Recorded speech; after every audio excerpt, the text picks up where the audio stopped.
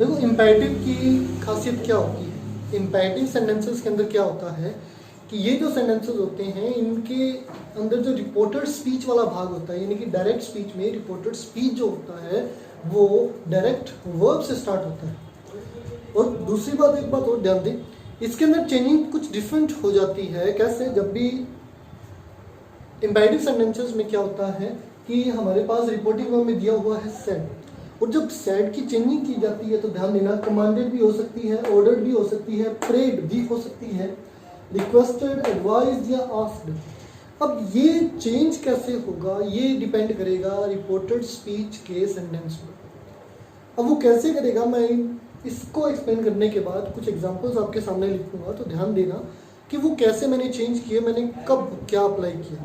Next देखो, imperative sentence जब normal होता है जिसके अंदर नेगेटिव सेंस नहीं होता तो वो नॉर्मली चेंज होगा इन्वर्टेड कोमा के बाद। जैसे हम अब से पहले क्या कर रहे थे, या तो दैट का यूज़ कर रहे थे, या इफ या वेदर का या डायरेक्ट WH वर्ड यूज़ कर रहे थे, पर यहाँ पर थोड़ा सा चेंज रहेगा। इन्वर्टेड कोमा के बाद, सॉरी, इन्वर्टेड कोमा को रिमूव करके हम क्या करेंगे, टू प्लस वर्ब की फर्स्ट फॉर्म, यानी कि जो वर्ब से स्टार्ट हुआ था वो वर्ब को तो वर्ब में ही रहने देंगे, पर उससे पहले क्या किसका यूज करेंगे, टू का। उसके बाद देखो, जब बात करते हैं नेगेटिव इम्पेरेटिव सेंटेंस, यानी कि जब भी इम्पेरेटिव सेंटेंस के अंदर नेगेटिव सेंस हो, यानी कि नॉट हो, तो सीधी सी बात है, मैंने आपको कहा इम्पेरेटिव हमेशा स्टार्ट होता है किससे, हेल्पिंग वर्ब से या वर्ब से शुरू होता है। तो इसके अंदर क्या होगा, इसके अंदर सेंटेंस की चेंजिंग, इसके अंदर सैड को कन्वर्ट करेंगे फॉरबेड या आस्क में। जब फॉरबेड या आस्क में चेंज कर देंगे उसके बाद में इन्वर्टेड कोमा के बाद वही सेम रूल अप्लाई करेंगे, टू प्लस वर्ब की फर्स्ट फॉर्म। अब देखो फर्स्ट एग्जांपल देखो इसका कि हम इसको कन्वर्ट कैसे कर सकते हैं। जैसे देखो,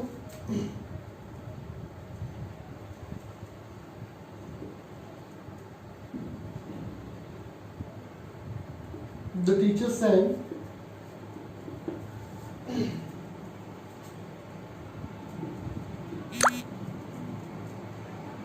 sit down।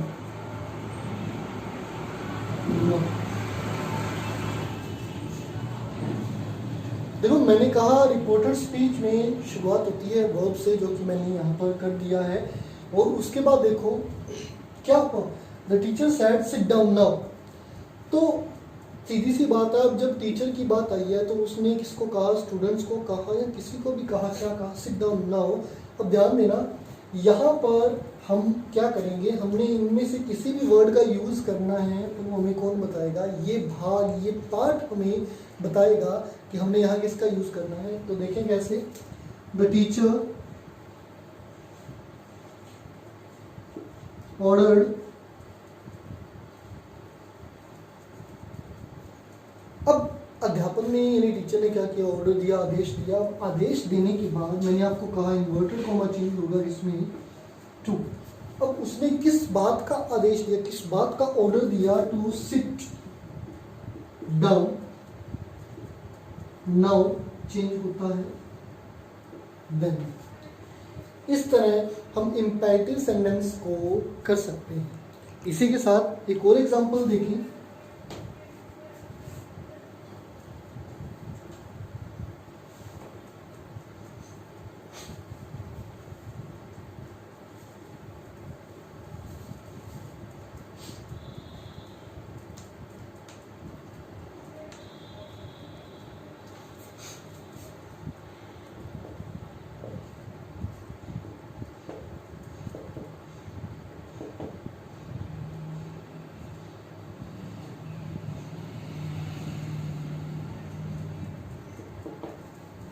जैसे एग्जाम्पल है, he said to me please help me. ध्यान दें, जब भी हमारे रिपोर्टेड स्पीच में प्लीज, काइंडली, सर और मैम जैसे वर्ड आए, प्लीज, काइंडली, सर और मैम, तो हमने सेड को चेंज करना है रिक्वेस्टेड में।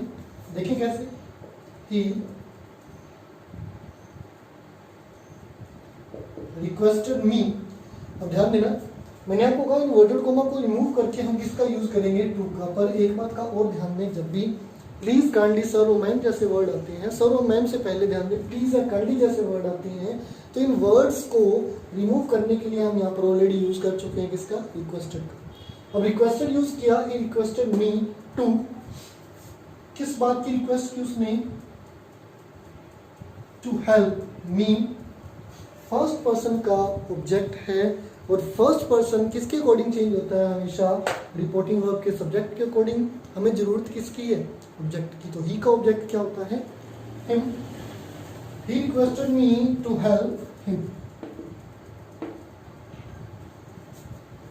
इस तरह रिपोर्टर स्पीच का इस तरह इंपैरेटिव सेंटेंसेस का जो फर्स्ट पार्ट है, जिसके अंदर नेगेटिव पार्ट नहीं है, नेगेटिव सेंस नहीं है, और जब हम नेगेटिव सेंस की तरफ चलते हैं तो मैंने आपको कहा कि सैड की चेंजिंग होती है फॉरबेड या आस्क में। तो इसका एग्जांपल भी देखिए कि said to me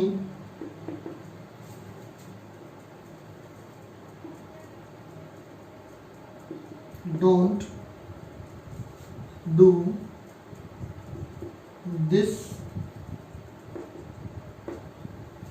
again। देखो यहां पर क्या है? Do not. स्टार्टिंग डू से साथ में क्या लग गया? नोट, जो कि नेगेटिव सेंस भी दे रहा है। तो इसके अंदर ध्यान नहीं, ही सेड टू मी, और मैंने आपको कहा ये या तो फॉरबेड या आस्क में चेंज होगा, तो मैं यहाँ पर यूज कर रहा हूँ ही फॉरबेड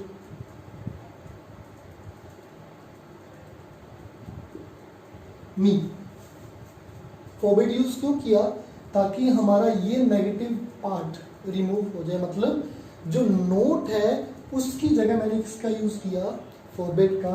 ही फॉरबेड मी, उसने किस बात के लिए मुझे मना किया? To do that, this change होगा दैट में अगेन। देखो एक तो ये तरीका है इसको करने का, और इसका एक और तरीका है, ध्यान दें, जब हम आस्क का यूज करेंगे, ही आस्क मी। अब यहां पर देखो कुछ चेंजिंग होगी। जब हम इम्पेरेटिव में यूज करते हैं तो इसके अंदर दैट, सैड, जो भी हम पहले कर चुके थे उस रूल से थोड़ा सा डिफरेंट रहता है। और जब भी हम इस कंडीशन में आते हैं तो हम क्या करते हैं? He ask me. देखो जब भी हम टू का यूज करेंगे, मैंने आपको कहा इन्वर्टेड कॉमा को रिमूव करके टू का यूज करना है, उसके बाद वर्ब की फर्स्ट फॉर्म। तो यहाँ पर थोड़ा सा चेंज होगा, किसकी वजह से? आस्क की वजह से। पर हमें यहाँ पर एक सेंस और देना है नोट का। He ask me note. अब इसके बाद हम क्या करेंगे? इसके बाद हमारा जो रूल है इम्पेरेटिव का उसको अप्लाई करेंगे, not to do that again. तो हमने इम्पेरेटिव सेंटेंस के दो पार्ट किए। फर्स्ट पार्ट जो सिंपल है और दूसरा नेगेटिव पार्ट है। और ध्यान देना, सिंपल पार्ट को हम एक ही वे में चेंज करते हैं, पर इसके अंदर हम सैड को अलग अलग तरीके से चेंज कर सकते हैं, जिसमें कमांडेड था, ऑर्डर था, रिक्वेस्टेड था, और उसके बाद में आस्क था। पर जब बात करते हैं नेगेटिव इम्पेरेटिव की, तो ये दो तरीके से चेंज होता है। हम सैड को चेंज करेंगे फॉरबेड, और दूसरा है आस्क मी। अब जब दोनों में एक माइनर डिफरेंस रहेगा। जब भी हम फॉरबेड की बात करेंगे तो फॉरबेड खुद क्या करता है? नेगेटिव सेंस को अपने अंदर रखता है। मतलब ये खुद किसको डिस्क्राइब करता है? एक नेगेटिव पार्ट को डिस्क्राइब करता है, जिसकी वजह से यहाँ से नोट रिमूव हो जाएगा। और उसके बाद में जब आस्क की बात करेंगे तो ध्यान दें, आस्क के अंदर नोट को टू से पहले यूज करेंगे। क्यों? क्योंकि इम्पेरेटिव पार्ट के अंदर हमारा रूल क्या है कि इन्वर्टेड कोमा को रिमूव करने के बाद टू का यूज करना है, और उसके बाद में यूजुअली वर्ब की फर्स्ट फॉर्म और आगे एक्सप्लेन, यानी कि अदर वर्ड, ऑब्जेक्ट जो भी। तो इस तरह हम इम्पेरेटिव पार्ट को क्लियरली हम एक्सप्लेन कर सकते हैं, समझ सकते हैं। Thank you.